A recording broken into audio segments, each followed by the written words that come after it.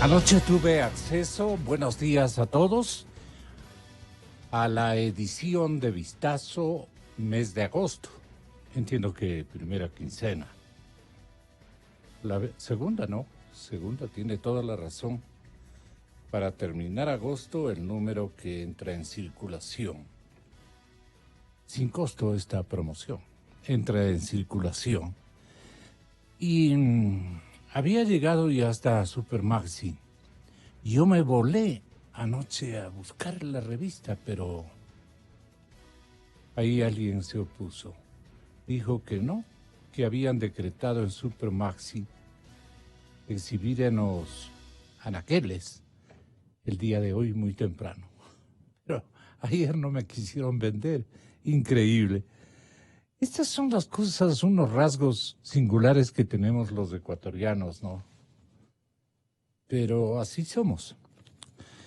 Bueno, yo pues rápidamente me introduje en el internet y logramos rescatar estos artículos que nos pareció significativos.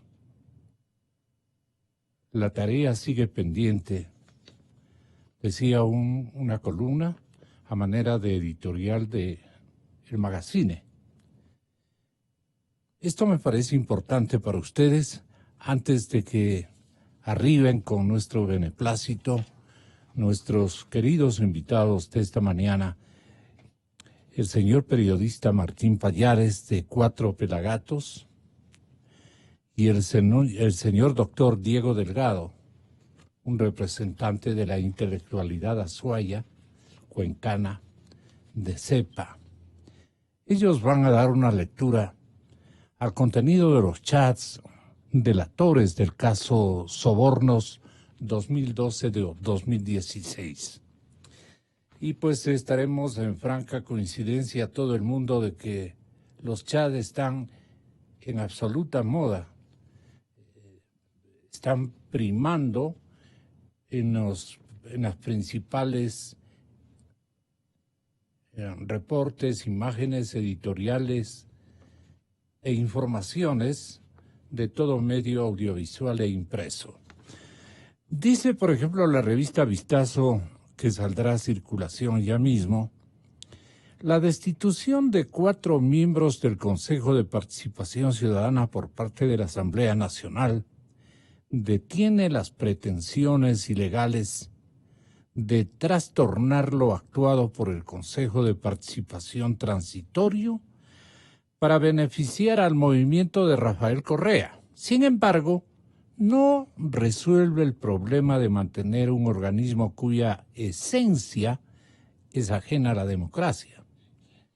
El mal no está en sus miembros ni en la forma de seleccionarlos, sino que 7 personas que pueden ser fácilmente cooptadas tengan en sus manos el control del Estado y además faciliten la adopción de prácticas antidemocráticas.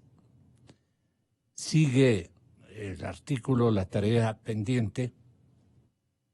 La destitución era una tormenta política anunciada desde la campaña. Los miembros del Consejo de Participación, hoy destituidos, infringieron la ley desde que fueron candidatos. Carlos Tuárez usó su collarín religioso para promocionarse y el expresidente Rafael Correa en repetidas ocasiones hizo campaña a favor de Victoria Di Cintonio y de Walter Gómez. Debieron haber sido destituidos por el Consejo Nacional Electoral, institución que no hizo cumplir la ley.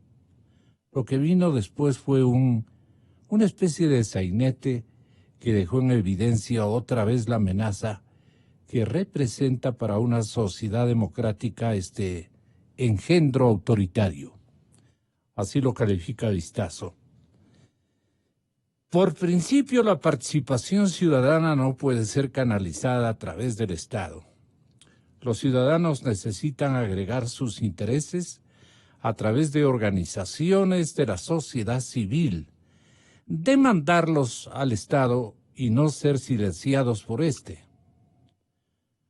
¿O acaso hubo alguna investigación importante de la corrupción y despilfarro por parte del Consejo de Participación durante la pasada administración del gobierno?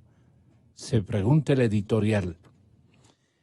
El Consejo además duplica funciones que corresponden a otros organismos, investigar a la Fiscalía, auditar los recursos públicos de la Contraloría y la joya de la corona, el nombramiento de las autoridades de control al Parlamento, donde están representados las fuerzas políticas a través de una elección. De ahí que es urgente la reforma para que desaparezca la institución. Señores oyentes, o que por ningún concepto tenga potestad de nominar autoridad de control. Sin embargo, para que no subsistan vicios, la nominación de estas autoridades necesita de procesos de selección técnicos, vedurías e impugnaciones. La tarea sigue pendiente si no hay arreglo permanente en el futuro, pues volveremos a sufrir sus nefastas consecuencias. Es decir que, bien lo dice Vistazo, la tarea sigue pendiente. Y como anota Carlitos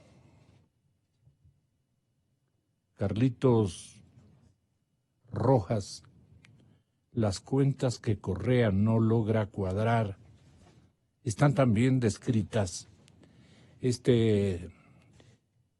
escritas este jueves 22 de agosto del 19.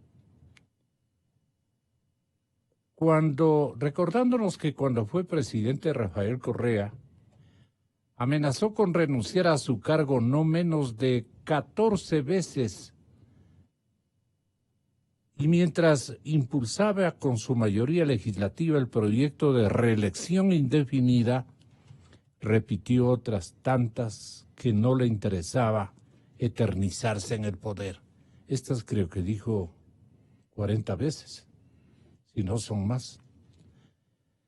Bueno, Pamela Aguirre, hoy acusada de recibir aportes ilegales, movió montañas para destruir el paréntesis, a fin de que el desgaste y los problemas fiscales no le jugaran una mala pasada electoral en 2017, dice Rojas.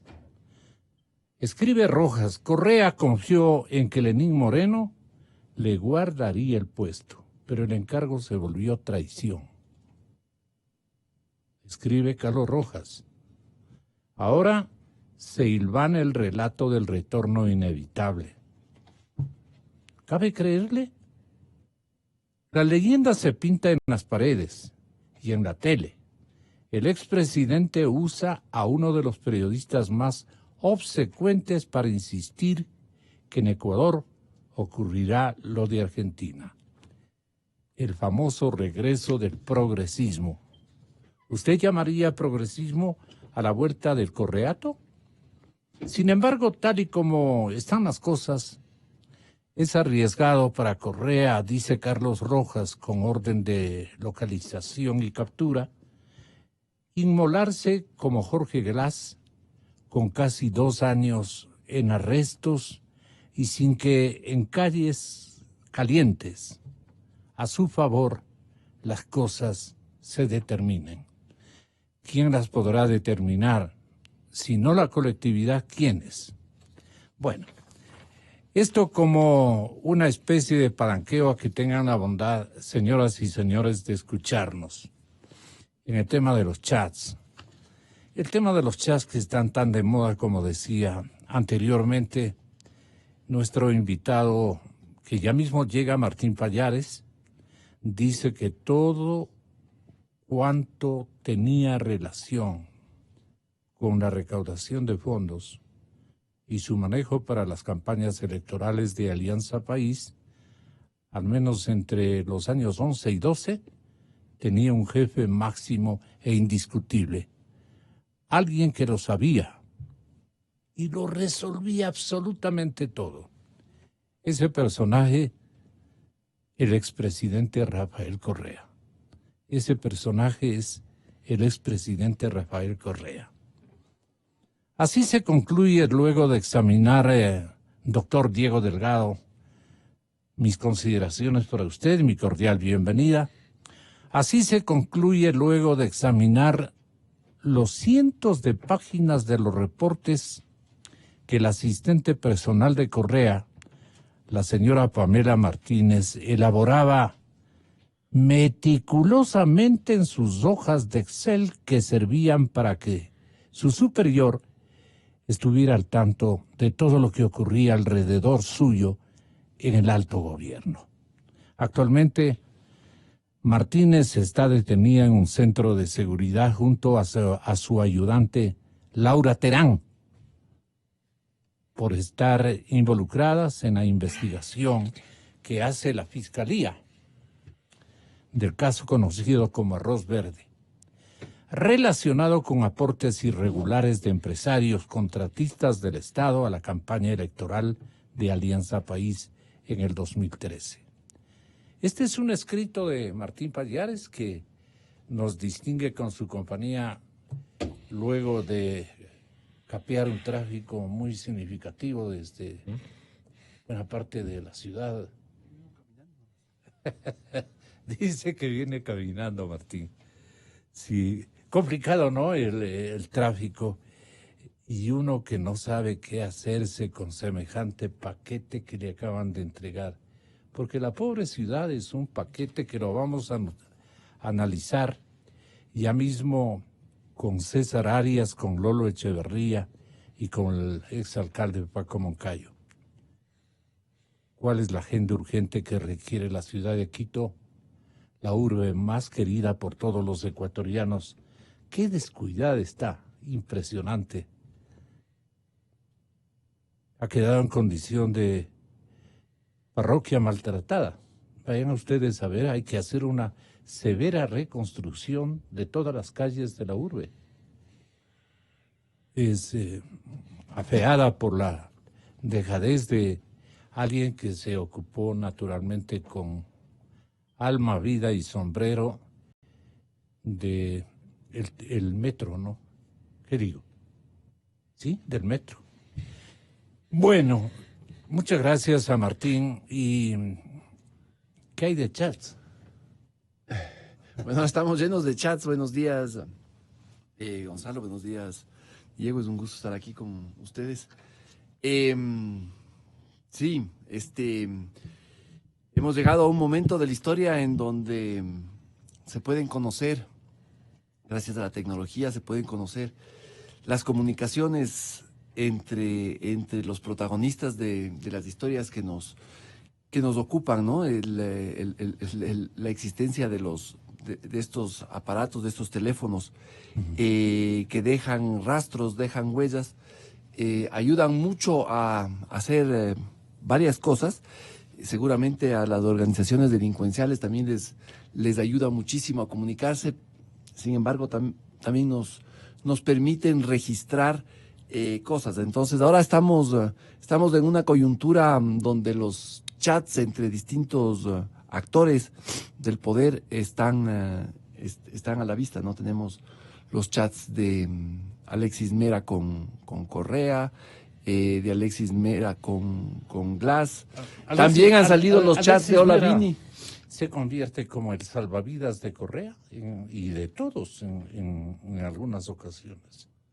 Bueno, todo lo que yo he leído, por lo menos. Por el tono que yo he visto en estas conversaciones, en estos diálogos, me da la impresión de que Alexis Mera es el hombre que más confianza tiene, que más confianza se tienen mutuamente, ¿no? Incluso uno ve que Mera se toma ciertas licencias con Correa que dudo que otros de sus colaboradores se hubieran tomado, ¿no? La forma de hablarse, las cosas que se dicen. A veces uno ve esos diálogos y lo hace quedar incluso como ignorante a Correa, ¿no? Y la mala suerte le persiguió siempre al ex vicepresidente Diego Delgado. ¿Cree usted? A ver. Que Jorge Glass tuvo o fue desafortunado en manejarse en estos episodios que estamos descubriendo a través de la metodología de los chats? Buenos días. Buenos Diego. días. Primero, Bienvenido. permítame agradecer la invitación, saludar comedida y respetuosamente a usted y a Martín. Es un privilegio, sin Muchas duda, gracias. poder tener esta posibilidad.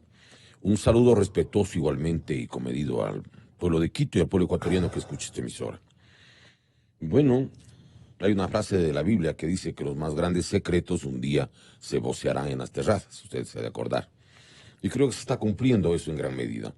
Pero a mi modo de ver, no creo yo de que ha habido mala suerte para Glass. Ha habido una enorme protección para Jorge Glass. Lo que ha habido es protección, a mi modo de ver, mejor para el presidente Rafael Correa, para el propio Alexis Mera y para gran parte de la plana mayor, de lo que hay que decirlo con precisión. No puede llamarse socialismo del siglo XXI, sino el fascismo del siglo XXI, por los métodos de la propaganda que son de Joseph Goebbels, los métodos punitivos que son de Henry Himmler, el atemorizamiento social, los procedimientos jurídicos del famoso jurista del nazismo, que es justamente Carl Schmitt. Es decir, podemos demostrarlo eso ahora. ¿Qué es lo que va a salir y por qué creemos que hay mucha suerte para el propio Rafael Correa? Mire, yo creo que hay algunas cosas que no pueden dejar de decirse o que no se han dicho hasta ahora. ¿Quién era el abogado de la Odebrecht? El abogado de la Odebrecht era Carlos Pareja Cordero, Capaco. Y recuerde que lo hicieron huir al Perú y le quitaron la computadora y después le mandaron presa a la secretaria por 17 años de prisión. ¿Por qué se fue a sentar en Lima? Porque tenía miedo, pues, porque él era una persona que no lo podían controlar. Pero hay una cosa que la gente tiene que recordar.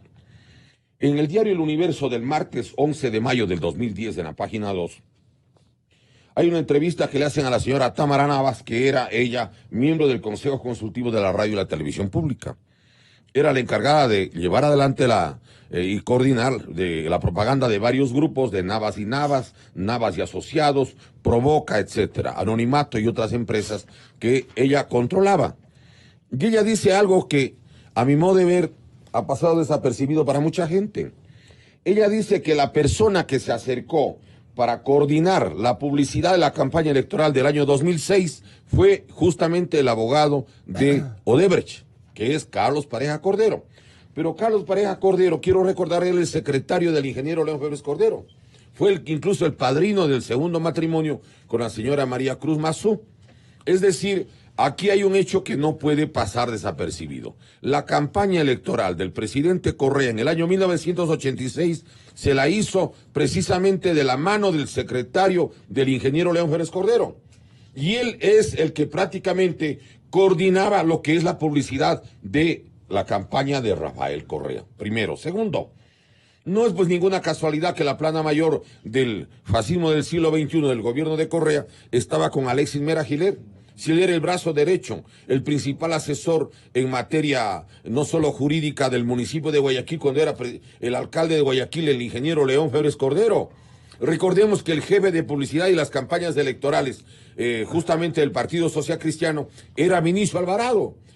La plana mayor que dirigía el Ecuador en los últimos años hay que establecer en esta tríada. Primero. Segundo, hay un aspecto que me parece extremadamente importante en torno al caso específico de estos caballeros. ¿Cuáles son? Mire, me parece que ha tenido mucha suerte. ¿Por qué? Porque ha habido, sin duda, una organización que no puede llamarse asociación ilícita.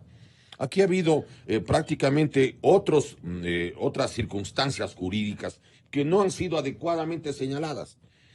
Es lo que determina en el Código Orgánico Integral Penal el artículo 369 de un código que lo hizo además el propio Rafael Correa. Luego de consultar incluso en los Estados Unidos su texto. Yo tengo aquí la documentación para demostrarle lo que le estoy señalando. Mire usted el artículo 369 que habla justamente de la delincuencia organizada. Ese es el delito que realmente deberían haberle aplicado desde el inicio, no solo al señor Glass, sino al propio Rafael Correa. Dice: la persona que mediante acuerdo o concertación forme un grupo estructurado de 2 o más personas que en forma permanente o reiterada financien de cualquier forma, ejerzan el mando o dirección o planifiquen las actividades de una organización delictiva con el propósito de cometer uno o más delitos sancionados con pena privativa de libertad de más de 5 años y que tengan como objetivo final la obtención de beneficios económicos u otros de orden material, será sancionada con pena privativa de libertad de 7 a 10 años. Él mismo se condenó entonces. A ver. Yo soy el artículo, dice. No, es que él tuvo 2 artículos con los que pensaba salvarse y que puso aquí. A ver, el uno es el artículo 609, que establece que el único que puede iniciar una acción de carácter penal es el fiscal. Y el fiscal controlado no pasa nada. Mire, Galo Chiriboga, fiscal, pariente y abogado de él, y que debería también responder jurídicamente por varias cosas, si hay tiempo podríamos comentar. 2, el caso de Carlos Vaca, que era el asesor de él. Artículo 609 dice, necesidad de la acusación. Asesor de Correa, ¿no? Sí, el juicio es la etapa principal del proceso, punto. Se sustancia sobre la base de la acusación fiscal. Si no hay acusación fiscal, no hay juicio. No es que Correa, como él dice, que supuestamente nada me han demostrado, es que nada le han acusado. Primera cosa. Y segundo, el otro gran problema es que había otro artículo, el 581, que en el numeral tercero establecía otro retén, otro freno para que no le puedan enjuiciar a él. El artículo 581 determina que debe haber el informe de la Contraloría, que lo manejaba Carlos Polit. Y encima de eso tenía la Corte, que asaltaron mediante un proceso electoral fraudulento, como casi todas las elecciones han hecho desde el año 2009. Recuerde que en la consulta del 7 de mayo del 2011 hubo 1.229.330 votantes fantasmas. ¿Qué escenarios te traen en asociación de ideas, Martín? Lo que dice Diego Delgado. Bueno, yo coincido plenamente, ¿no? Yo creo que durante esos 10 años, desde el inicio de esos 10 años, se organizó un sistema que yo lo llamo cleptocrático y autoritario. Un sistema en el que ¿Tú crees que fue muy creativo? Yo creo que todo fue montado de esa forma, ¿no? Los ejes eran la concentración del poder y la impunidad. Diego acaba de traer a colación 2 artículos que son clarísimos. ¿Cómo la impunidad si él se describe en ese artículo? No, pero la impunidad no podían acusarle de nada. Estaba todo hecho. Ahora está bloqueado. Estaba todo hecho para que reúna todas esas características. Obviamente, para que no puedan ser alcanzados por la justicia, por la ley. Entonces, había la traba de la Fiscalía y la traba de la Contraloría. Si es que al Contralor y al fiscal se los elegía a través de mecanismos absolutamente amañados y diseñados para que sean hechos por el propio gobierno y presidente, entonces era evidente que la impunidad estaba garantizada. Por eso yo llamo que eso fue un sistema cleptocrático autoritario que se consolidó sobre esos dos ejes. Emitían sentencias también, de alguna manera, estos formatos, digamos, que anticipaban cómo debían hacer el seguimiento de un gobierno cleptómano. Mire, yo creo que aquí hay algo que vale la pena señalar. A mí me parece que la famosa fiscalización o análisis de las actividades de la función judicial, ahora mismo, respetando profundamente los antecedentes y la trayectoria de los delegados de esta comisión, tiene 2 aspectos que son extremadamente llamativos. Primero, ¿por qué la investigación parte del mes de diciembre del 2014?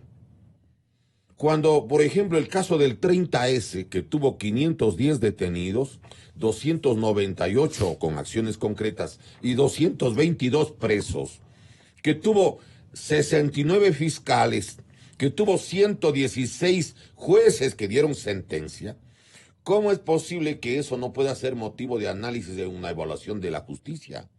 No es motivo de evaluación, por ejemplo, cosas que han pasado en los últimos años, como desde el caso del Universo, en la que ordenan 40 años por un artículo de opinión de Emilio Palacio, después de demandar 80 millones. El caso de la persecución a Fernando Villavicencio, a Clever Jiménez, el caso de Carlos Figueroa, lo que significó adicionalmente las sentencias en contra de Juan Carlos Calderón, contra Cristian Zurita, el juzgamiento por terrorismo con la sentencia de 12 años para una maestra que no rompió una tiza, que es el caso de Mary Zamora. Entonces, primera cosa que llama la atención, ¿por qué solamente se va a juzgar desde diciembre del 2014? Segunda reflexión, a mí me parece, digamos, no el mejor procedimiento el utilizar el sorteo de 3 sentencias que por año haya dado cada uno de los jueces. ¿Por qué razón? ¿Por qué no se permite que los interesados, los ciudadanos o los abogados sean los que hagan las denuncias? ¿Quiénes son los que tienen en sus manos las denuncias para demostrar las graves irregularidades que eventualmente podrían cometerse? No estamos diciendo que todos merecen irse a la casa en términos de lo que la justicia determine, no nos anticipemos, pero me parece que estas son 2 equivocaciones o 2 limitaciones que no permiten una mejor evaluación. Tercero, mire usted, yo creo que hay cosas que tienen que ser dichas aquí en en lo que está pasando este momento. Sí. ¿Cómo es posible que el único juicio que esté funcionando hasta el momento es el juicio porque ha habido un préstamo de $100,000, que es el caso Soborno 2012-2016? Sí. Mire, primero, Así es. ¿existe el delito de soborno en el COIP o existe el delito de cohecho? ¿Por qué se llama soborno? A mí me parece que están abriendo la puerta para que no exista el mejor procedimiento, porque van a decir el soborno no está en el Código Orgánico Integral Penal, lo que sí está es el cohecho. Segundo, ¿por qué le llaman 2012-2016? Cuando debería tranquilamente no tener límite hasta el 2017, 2018, 2019, o es que tienen recelo de que al incluir al 2017 entren también cuentas de las elecciones presidenciales y de las asambleístas del año 2017. Hay otro hecho que igualmente me parece importante. Mire usted, el artículo 410 del Código Orgánico Integral Penal es muy claro al determinar que para seguir acciones de carácter legal no hace falta la denuncia formal. No, señor. Artículo 410, inciso segundo. El ejercicio público de la acción corresponde a la Fiscalía sin necesidad de denuncia previa. Sin necesidad de denuncia previa. Permítame darle algunos ejemplos. Mire, todo lo que tengo aquí ha salido por medios de comunicación.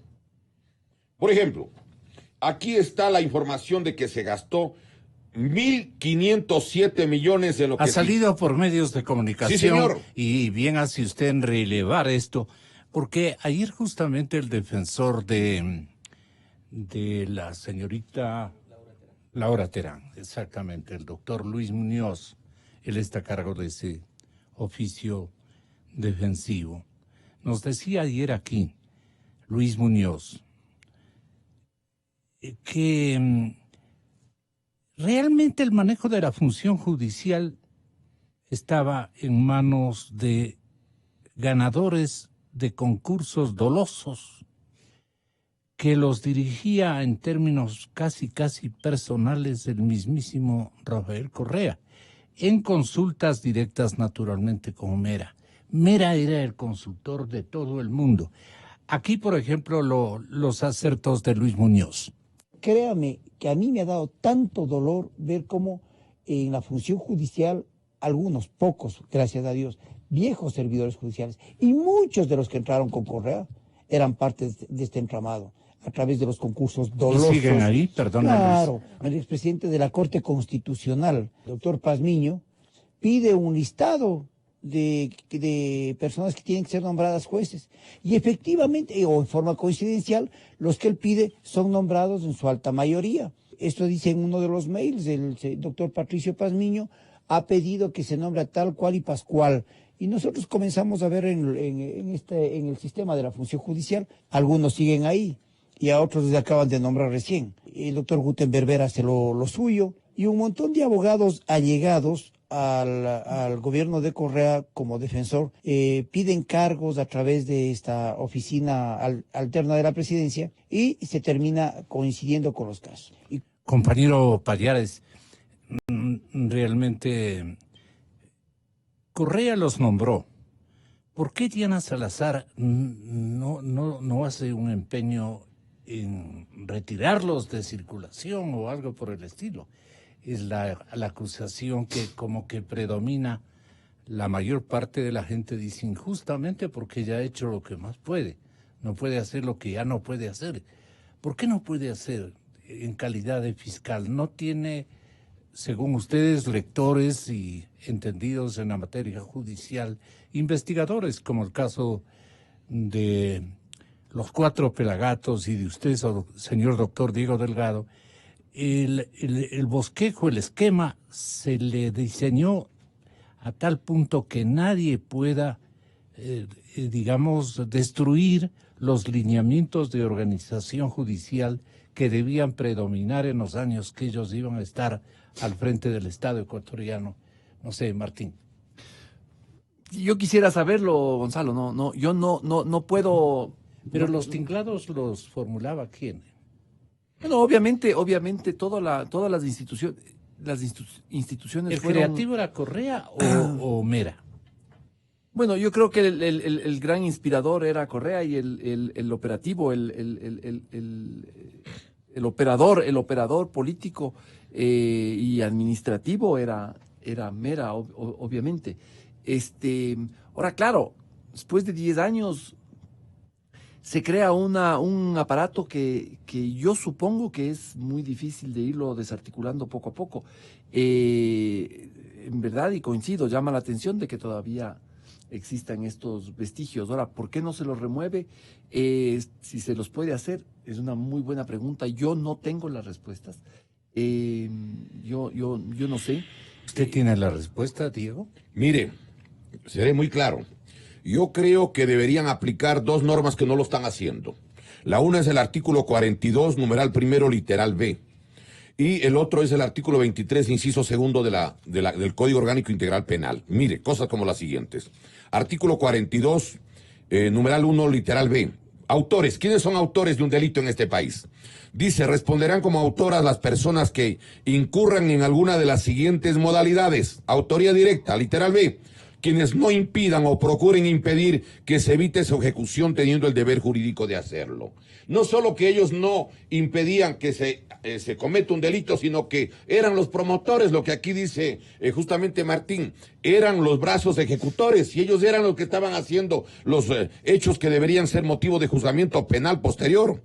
Artículo 23, inciso segundo, dice, no impedir un acontecimiento. Cuando se tiene la obligación jurídica de impedirlo, equivale a ocasionarlo. Y no solamente estas 2 normas, yo quiero recordar algo que el pueblo ecuatoriano se debe hacer memoria. Cuando se llevaba a concurso, el economista Correa con meses de anticipación ya anunciaba que iba a ganar por los 8 costados. Iba a ganar por los 8 costados justamente Galo Chiriboga cuando estaba de embajador en Madrid. Él ya sabía que ganaba por los 8 costados, que iba a tener qué puntaje, 100 sobre 100. Y el propio Contralor General, Carlos Polifagioni, le quedaban con 20, 30, 40 puntos para el siguiente concurso. Perdóneme, si todo era un montaje, todo era una cuestión de carácter teatral. Por ejemplo, mire... A él le calificaron con 110 sobre 100, pues recuerden. Perdóneme, hay una cosa adicional. El gran argumento que a nivel mundial dice Correa es, miren, le están enjuiciando con un código que ya no está vigente, el código penal anterior al señor Jorge Glass, que es un perseguido. Pero ¿cómo no puede haber alguien del gobierno que tiene a nombre de la República la posibilidad de aclarar y decir, vea señor, si quiere le podemos juzgar con el nuevo código, pero recuerde usted lo siguiente, porque cuando el ingeniero Febres Cordero era presidente aspiraba a poner 25 años de prisión subiendo de 16 a 25. ¿Qué dice el COIP ahora? Lo que pasa es que ellos nunca pensaron que iban a perder el control. Acumulación de penas. La acumulación de penas privativas de libertad procede hasta un máximo de 40 años. ¿Este es el código que quieren que les apliquen? Otra cosa, el artículo 70, numeral 15, establece, por ejemplo, multas de hasta ¿cuánto? 1.500 salarios básicos unificados. Entonces, ¿de qué se quejan? Si les están aplicando mejor las condiciones mucho más favorables, les están aplicando además un delito que no es el que corresponde. Sí. Además, yo creo que hay un error terrible en lo que es la concepción de las investigaciones de este famoso proyecto Investigación Soborno. ¿Cuáles son? Mire, no es el problema de la cantidad de plata que dieron para la campaña, sino los contratos que recibieron los que dieron la plata. Mire, hay un medio de comunicación muy acucioso aquí, ahora en el país, o ha tenido últimamente una mayor prolijidad, el diario La Hora. Mire usted, en edición del viernes 10 de mayo del 2019, saca una publicación sobre los contratos que recibieron las empresas del famoso Arroz Verde número 1. Y mire usted las cantidades de dinero que reciben. Reciben 3.196 millones de dólares en contratos luego de haber aportado 11.7.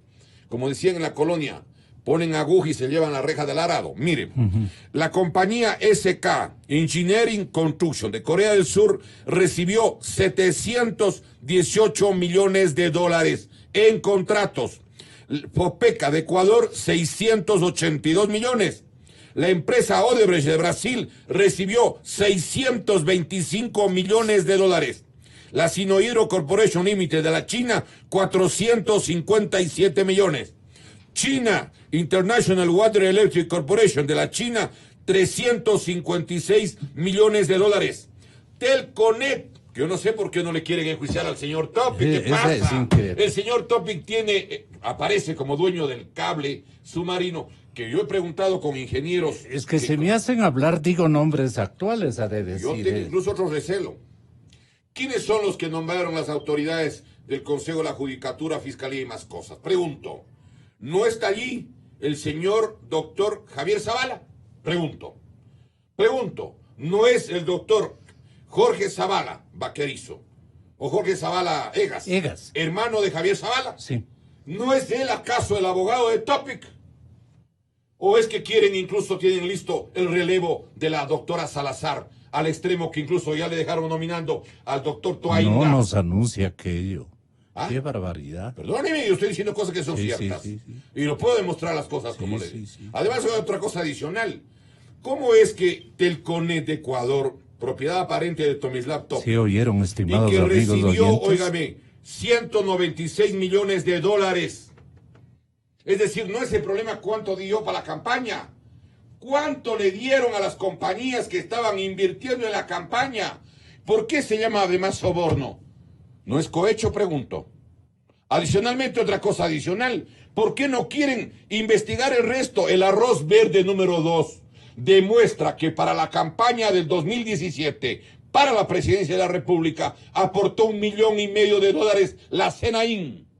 Aportó $800,000 el prefecto de Maraví, $350,000 el prefecto de Los Ríos, 350,000 se cogieron del dinero de los damnificados de Maraví.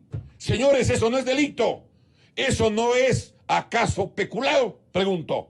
¿Por qué no se mueve la justicia en ese nivel? Hay limitaciones, hay topes, hay aspectos que no deben ser investigados. O hay temores, por lo que acabo de escuchar. Pero perdóneme un ratito, yo quisiera preguntar, ¿cómo es que Hidalgo recibió 98 millones? Y ayer, y varias veces he escuchado aquí en la programación de la Radio Democracia, el nexo con el ministro de Obras Públicas actual, el caso de Semaica, 63 millones de dólares en contratos. ¿Por qué no se determina no solamente quiénes aportaron, sino qué contratos recibieron, pues? Allí está el quid del asunto. No es decir, mire, de acuerdo a la información que están aquí en los chats, le han dado tanto y tanto. No, señor. ¿Cuánto recibieron en los contratos? ¿Dónde está la investigación de la Contraloría General que debe haber? ¿Dónde están las actividades que debe hacer la propia Fiscalía? El encargo que formulaban tanto el expresidente como el ex vicepresidente de la República a Alexis Mera, abogado del Estado en esos momentos, se ve claramente que todo consultaba Jorge Glass a Mera, todo consultaba Rafael Correa a Mera, y la tratativa de compadres y todo lo demás, eso es lo de menos. Por ejemplo, el 4 de agosto del 2017, Glass le preguntaba a Alexis Mera, compa, ¿cómo ves todo? Alexis Mera, no creo que se complique lo penal. Glass, ojalá. Presionan a todos, como a manera de pregunta Glass. En la lista de 5 que dice Eduardo Mangas que van a apresar, ¿estarías tú? Alexis Mera le responde, me imagino que iríamos juntos a la cárcel. Alexis Mera, después de una llamada, no creo que haya dicho eso. En todo caso, él no puede intervenir en fiscalía. El tono de voz, la consulta era un verdadero confesor jurídico, naturalmente, pero también de táctica política y de ocultamiento de datos, de médico al señalar si era peligroso, si estaba en terrenos complicados o si realmente estaban pasando el tiempo, si no había otros datos que le pongan en peligro esto de Glass. El entonces presidente le decía, seguramente Mera recibió la pregunta de Correa, que le consultó sobre el campo Singue. Hola, le dice al presidente Mera. Hola, presidente. Ni siquiera así. Hola. Estudié lo del campo Singue. El que está peor es Wilson Pastro, exministro de Recursos No Renovables. Habrían otras cosas graves, pero mañana escucho a José Luis Icaza, exfuncionario del sector petrolero. Lo de Jorge, o sea, lo de Jorge Glass, me parece menos grave. Llámame si te interesa la información. Correa le consultó sobre la gravedad de la situación, no obstante, le advierte que no le quiere enviar correos electrónicos por temor a hackeos. Mira, no te quiero mandar mail por los hackeos que existen. Lo más grave es que en todos se beneficia la hija de Wilson.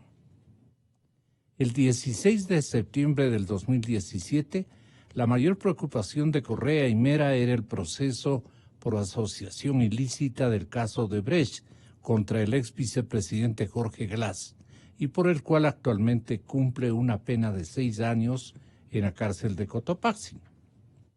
Mera, dicen que ahora sí hay pruebas contra Jorge. Creo que va a terminar. Mera dice, Jorge sostiene que los mensajes electrónicos fueron forjados. Difícil de creer. Correa le dice, no es verdad. Lo de las pruebas contra Jorge no existen. Incluso el tipo de deportes de TV satelital dice que él es el XX2. No sé a quién refiere. En septiembre del 2017, ambos intercambian mensajes relacionados al presidente Lenín Moreno. Y aquí resulta interesante esto. Correa, Alexis, ¿te acuerdas que alguna vez se detectaron 14 millones en Panamá de un empresario cercano a LM? ¿Qué pasó? Mira, estoy pensando. Correa, ¿era Macías o Conto? Mira, era Macías. Ya te cuento detalles que estoy manejando. En un reportaje del portal La Fuente, titulado El laberinto offshore del círculo presidencial, se revelaron supuestos nexos del presidente Moreno con empresas offshore constituidas por Edwin Moreno Garcés, Conto Patiño Martínez, Javier Macías Carminiani y María Auxiliadora Patiño. Durante una entrevista este 21 de agosto del 19, en la Radio Majestad, el expresidente admitió la veracidad de estos chats. Sí, ¿y cuál es el problema? ¿Cuál es el problema? ¿Dónde está el delito? Esto afirmó Correa, quien además criticó a la fiscal general Diana Salazar y aseveró que el delito lo están cometiendo ellos, debido a que, según él, solo pueden utilizar información relacionada con el caso que se investiga. Yo parezco estar incongruente en la lectura, pero así están apareciendo en las publicaciones. Nos dan dosis de que nos exigen una comprensión ya de parte de los lectores, y es fácil asumirlo, ese encargo. Pero de todo esto, la relación Mera Correa y Mera Maguad, Glass, ¿cómo lo resuelves? ¿Cómo lo entiendes, más bien dicho, periodísticamente, mi querido Martín? Creo que eso ya está resuelto desde hace tiempo. Y insisto, esto era una organización cuyo único razón de ser era la acumulación de poder y la impunidad. Lo vuelvo a repetir, era un sistema Mafioso, cleptocrático autoritario.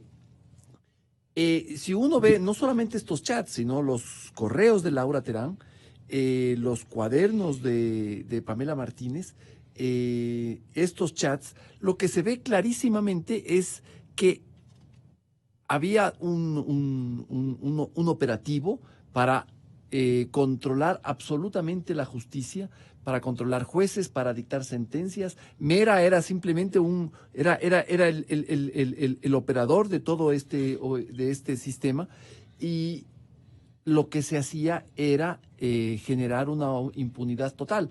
Es llamativo lo que dice Correa en uno de esos chats cuando le consulta a Mera sobre esos 14 millones en Panamá. Eso lo que quiere decir es que Correa sabía perfectamente que sobre Lenín Moreno habían unas dudas, unas evidencias de unos depósitos, de unos pagos, coimas o como se quiera llamar, y sin embargo él fue su candidato a vicepresidente, que ahora diga que fue traicionado, que no sabía eso, que ni sé qué, es de una falsedad absoluta, y ahí está clarito lo que vemos en los chats. Él sabía quién era Lenín Moreno. No nos pueden tomar como a tontos y decir que no lo conocía. Correa colocaba a Glass como su vicepresidente y a Moreno como su vicepresidente y luego candidato a la presidencia porque él pensaba que eran personas funcionales a sus intereses y creo que estos chats prueban eso. Como que no confiaba en el actual presidente. Si yo te advertí en reiterados. Pues sí, eso parece, ¿no? Sí, eso. Mera debe haber sido muy suspicaz porque su trabajo era precisamente el lidiar con los temas más sucios de todos, ¿no? Entonces, conocemos el cinismo del señor Mera. Es un personaje. ¿De qué categoría, Mera?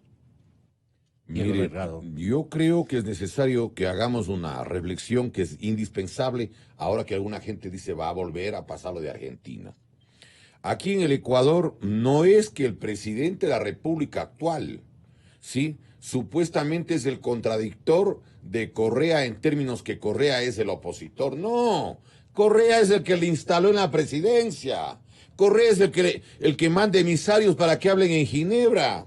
Correa sabía todo lo que, justamente lo que acaba de decir Martín, cuáles eran, digamos, las flaquezas, las debilidades, los aspectos con los que le podían a lo mejor presionar o chantajear al propio presidente en funciones.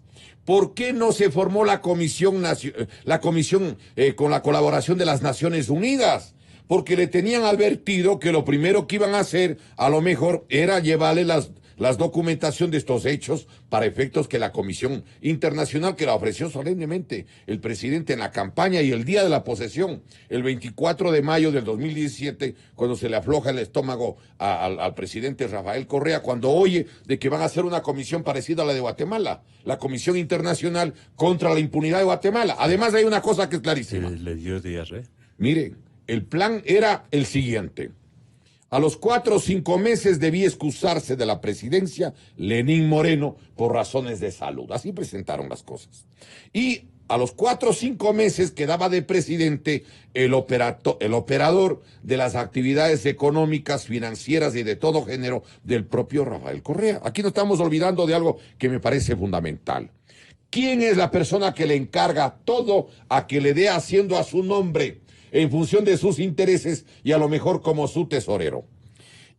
Hay un decreto ejecutivo, el número 15, pues, expedido por Rafael Correa el 4 de junio del 2013, apenas dizque es reelecto, cuando yo pienso de que hubo un proceso electoral fraudulento para la supuesta reelección y fraudulento para la Asamblea Nacional. Y yo le puedo demostrar aquí documentadamente cómo es que hay como 1.300.000 votantes fantasmas. ¿Cómo es que hay votantes que han muerto y están votando, que salen del cementerio como zombies, van, votan y regresan a dormir en el nicho a la noche? No, señor, aquí todo es una chacota.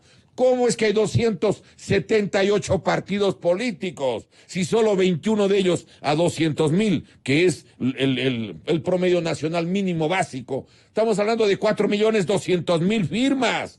Y los 257 partidos y movimientos, ponga que se requiera 7, 8 millones de personas. El Ecuador es el único país del planeta que tiene más militantes, más afiliados, más adherentes que el número de personas mayores de 16 años. En la última campaña electoral, en esta última, solo podían haber 13.400.000 votantes. Óigame, si es que Ecuador tendría 20 millones de personas. Indíqueme cómo es que las 4 provincias más numerosas del país se reparten.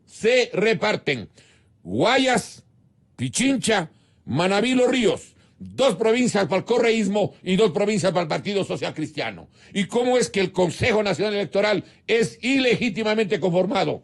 3 de los 5 violan el artículo 210, inciso 3 de la Constitución. Pero ¿qué es lo que le encarga al señor justamente Glass, el presidente Correa? Mire, le encarga que todo lo que tiene que ver con los ministerios de electricidad y energía renovable, recursos naturales no renovables, telecomunicaciones, sociedad de información, agricultura, etcétera, etcétera, se hace cargo Jorge Glass. ¿Por qué? Porque él le delega. Y una cosa adicional es que aquí hay que pedirle a la señora fiscal. Nadie está en contra de las cosas que ella pueda hacer bien. Yo creo que es una obligación de los ecuatorianos de colaborar, pero ella tiene que hacer las cosas bien. Mire, aquí hay 2 cosas que hay que investigar y que ella la puede hacer inmediatamente. 1, averiguar los sistemas y los procesos electorales. Yo voy a preparar un texto de ayuda a la señora, a la doctora Salazar. Porque aquí tiene que el país saber que hubo fraude electoral para las mayorías legislativas. Y las mayorías legislativas, producto del fraude, aprobaron las leyes que aprobó Correa para entregar el petróleo, las minas de oro, las minas de plata, las minas de cobre, ahí los puertos marítimos. ¿Usted perjudicado? ¿Perdón? ¿Ahí salió perjudicado usted o alguno de sus amigos? En el caso, yo no tengo... No ha estado en los torneos. No he estado en eso, pero además quiero desde este momento advertir, todo lo que haga el señor Santiago Cuesta es ilegal y es nulo. Y puede ser motivo de impugnación y si es necesario lo vamos a presentar nosotros. ¿Y eso es tenerle bronca a Cuesta? No, señor, yo no le tengo ninguna bronca. No, nunca he tratado con este caballero, nunca he utilizado un solo adjetivo, nunca utilizo. Nunca no. Pero yo quiero demostrarle lo siguiente. ¿Por qué jurídicamente él no puede desempeñar justamente la función que es parte del Comité Coordinador de Gestión Delegada?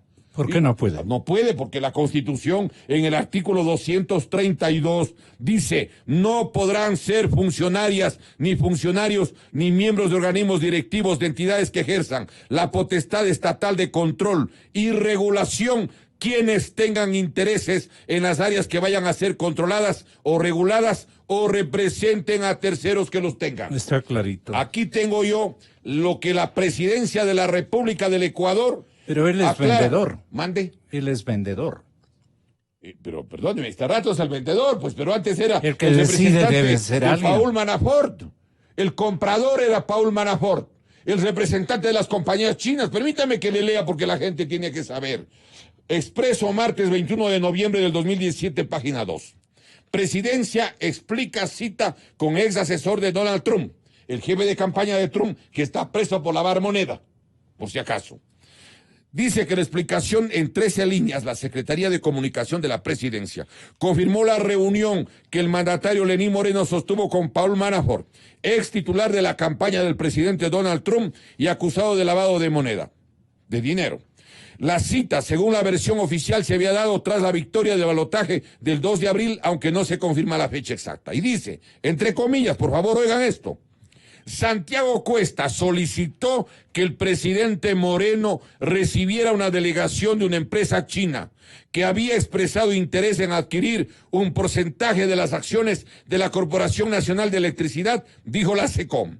En esa delegación estuvo Paul Manafort en calidad de inversor. La propuesta, añade el comunicado, fue rechazada, etcétera, etcétera. ¿Quién es el gestionador? El lobista de los grupos de compra de los bienes públicos. Pregunto, ¿no es el señor Santiago Cuesta? ¿Cumple o no entonces la prohibición expresa que no pueden ser funcionarios quienes tengan intereses en las áreas que vayan a ser controladas o reguladas o representen a terceros que las tengan? Yo no tengo nada en contra de este señor. No he sido perjudicado porque no quiero comprar nada de los bienes públicos. Lo que sí van a ver ahora es que nos van a ver pelear porque no se van a llevar este país. Este Ecuador bendito tiene dueños, esta patria tiene quien le quiera. Y vamos a pelear porque no van a llevarse la riqueza de la República. Gracias, como si que Diego. no hubiera quien defienda al país. Ok. Una cosa que también me ha llamado la atención, entregado que fuera este reporte por alguien que conoce a Laura Terán, la asistente de Pamela Martínez. Pamela tenía un sobrenombre en los chats, o sea, un sobrenombre, un apelativo chatista. Se llamaba Jesús, yo confío en ti. Entonces hay una muestra de esto que ayer me entregaron. En un chat dice, la Laura le dice, en este caso la Pame, pero que es listo. Jesús, confío en ti. Y debo ir para guardar en el cajón de adentro. Jesús, yo confío en ti. Las copias que le estoy devolviendo. Claro que sí, doctora. Entendido. Jesús, yo confío en ti. Le envío también 1.200 para que depositen a cuenta de Cristina. Lauri, listo. Listo pan, le dice ella, no le dice a Jesús, confía. Listo pan. Jesús, yo confío en ti. ¿Qué corresponde a los siguientes abogados? Jesús, yo confío en ti. Le detalla nombre, registro y monto de la deuda a Lauri.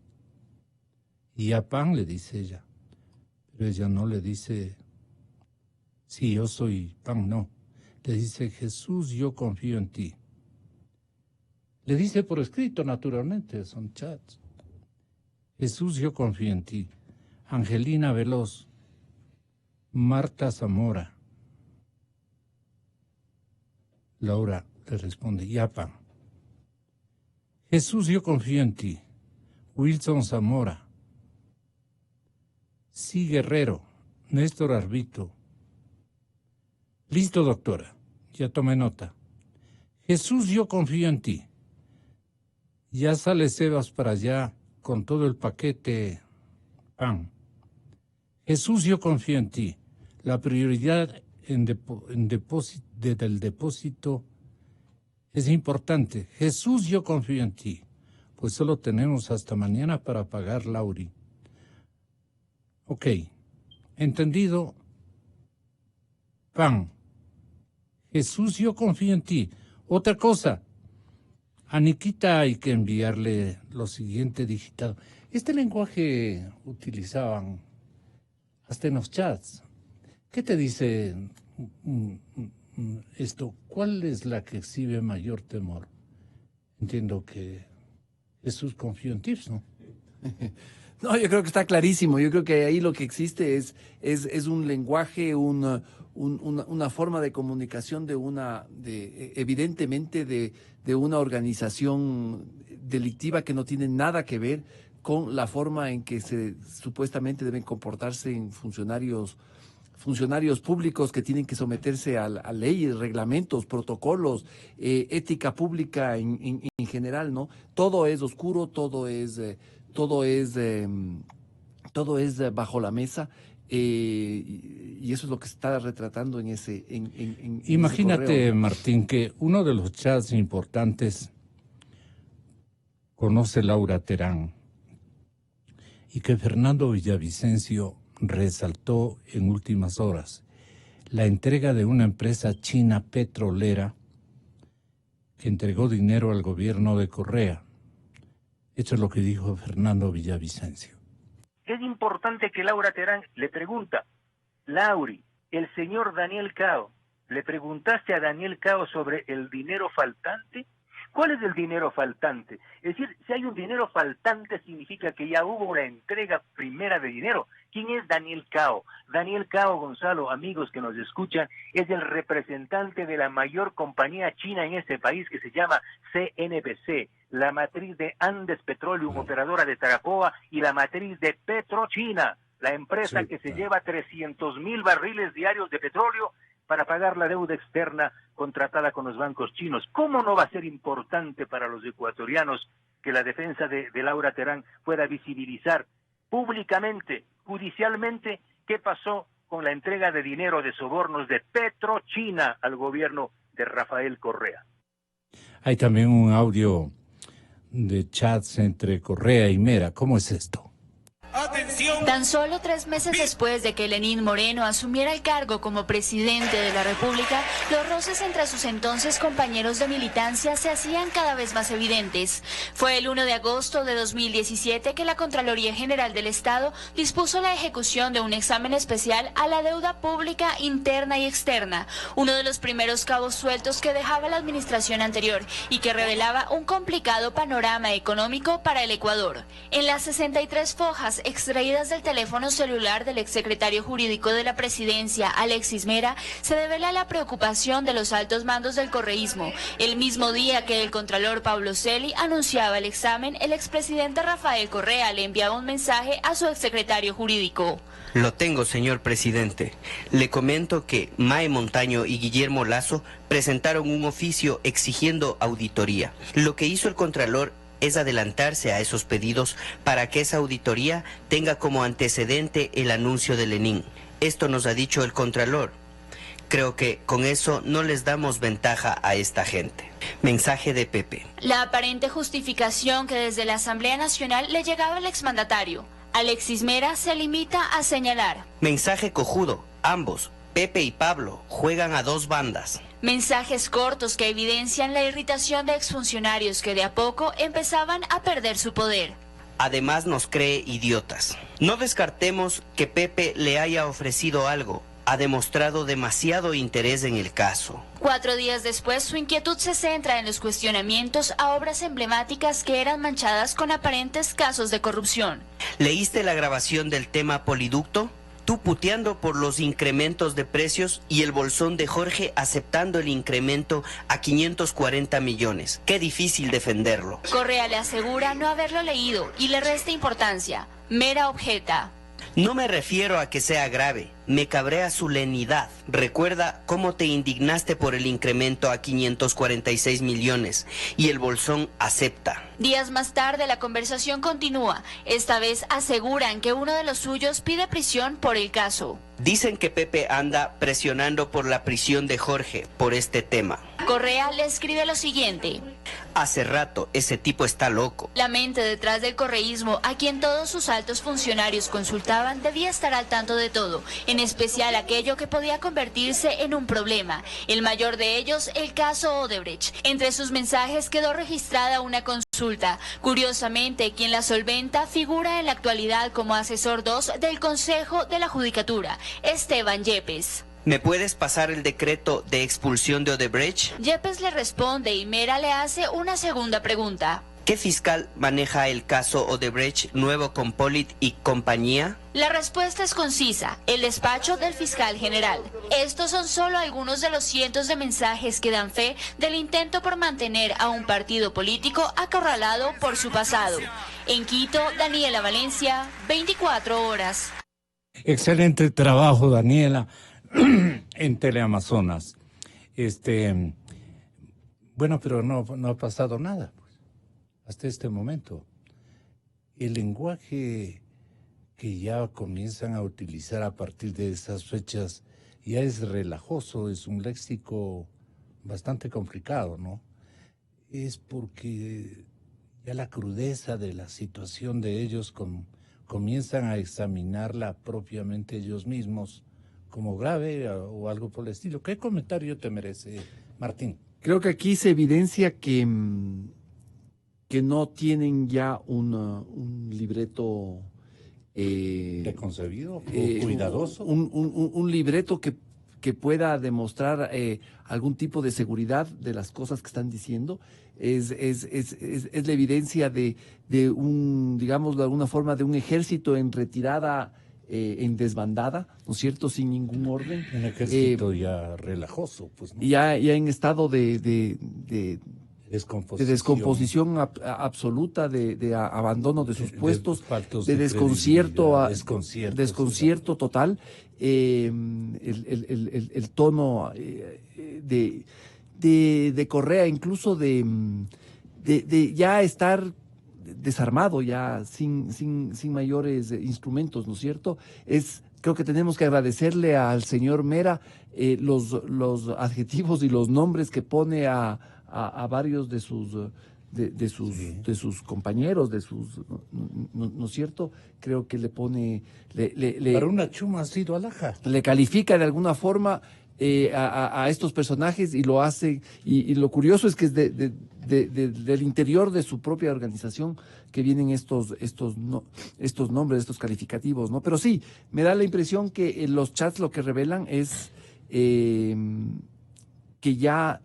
hay un estado de desesperación y de indefensión que ya no pueden hacer mucho. ¿Y a usted qué le parece, Diego? Yo creo que son falsas alarmas. Diría que son nerviosidades que evidentemente no compaginan con la realidad. Perdóneme, no hay un solo juicio de peculado, ni uno. Mire... ¿De quién es la culpa? Perdone, porque hay que también... Me parece la fiscalía, pues la fiscalía no actuaba antes. El artículo 609. Todavía no es hora, dice la... Mire, perdóneme. La ministra. Son 2.369 millones de dólares gastados en la refinería de Esmeraldas, cuando la Chiyoda, que es la que construyó, ofreció la repotenciación en 187 millones. Allá hay 2.166 millones de dólares.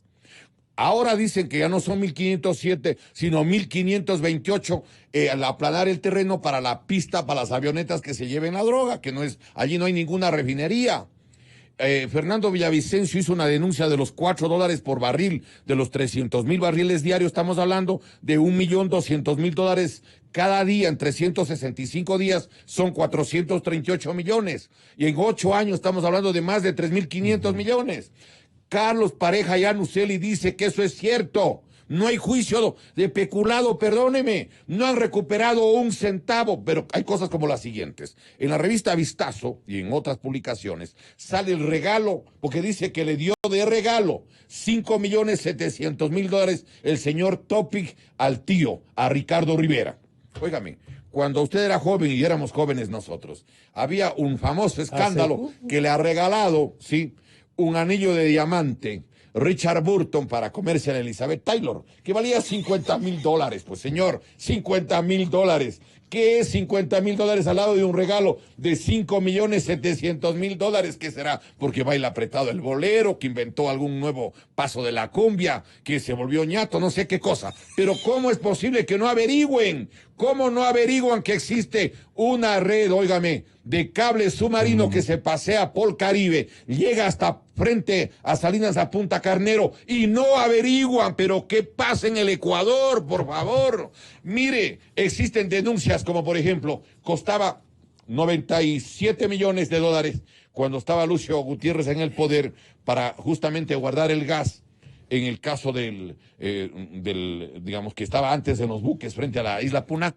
Luego, cuando inauguran el proyecto Monteverde, sí, dicen que ha costado 600 millones, 503 millones de dólares. En Argentina hicieron un escándalo con los cuadernos del viceministro de Debido, que eran de 130 millones, que han dejado en un convento 8 o 9 millones de dólares.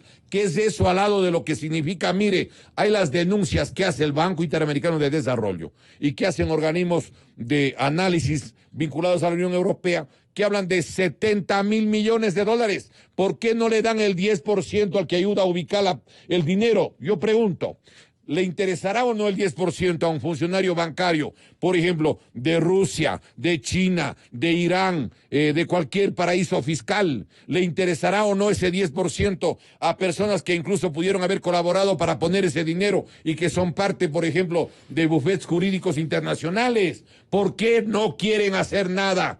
Pareciera que hay que aplicar el viejo aforismo que entre bomberos no se pisan la manguera, entre cura la sotana, y parece que entre estas gentes los contratos, perdóneme. Esto es algo escandaloso. Óigame, de aquí a 10, 20 años, si siguen las cosas como están y no recuperan nada y todo está bloqueado y todo está chantajeado, dirán que esta generación ha sido de los inútiles, de los incapaces. Dirán que la de los abuelos y de los bisabuelos, tales y cuales, que se dejaron robar en las narices y no ha pasado absolutamente nada. Aquí habrá que tomarse el poder.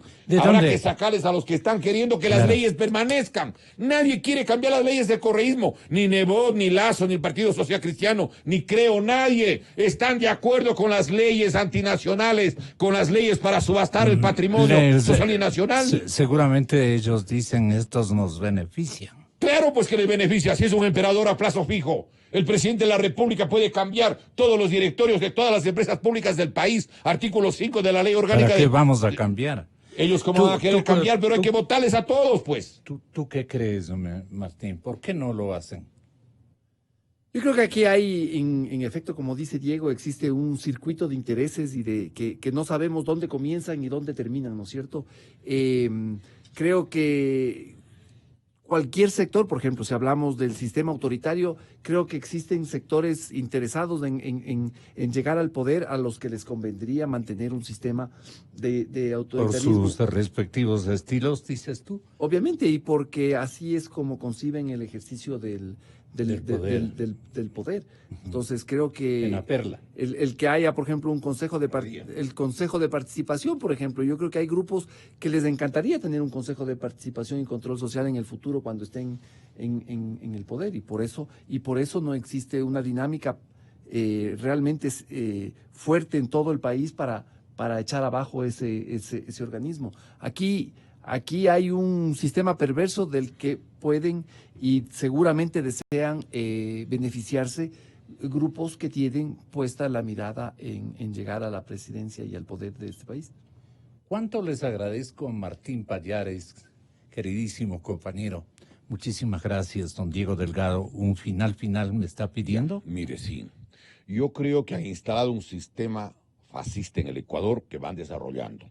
Mussolini se apoderó del órgano legislativo de Italia en 1924 y jamás se dio el poder hasta que lo fusilaron el 28 de abril del año 1945.